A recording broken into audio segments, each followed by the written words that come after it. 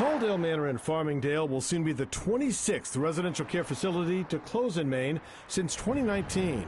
Add 29 closed nursing homes since 2015, and that's 55 long-term care facilities we no longer have in an aging state. DLTC Healthcare blames Maine's Department of Health and Human Services for its closure of Halldale Manor. The company says Halldale has experienced significant increases in costs without corresponding increases in revenues from MaineCare. State Senator Nicole Grohowski says her emergency legislation would require DHHS to study reimbursement rates to make sure they're adequate.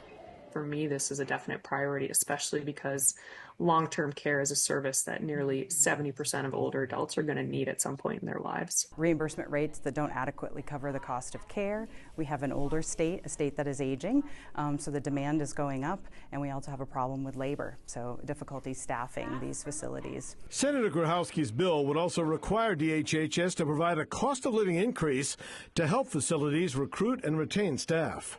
When you can get a job at a fast food restaurant and get paid more than you can taking care of folks with some of their most, pressing but also private needs, I think sometimes it's hard for people to stay in a job, even if it's one that they truly love.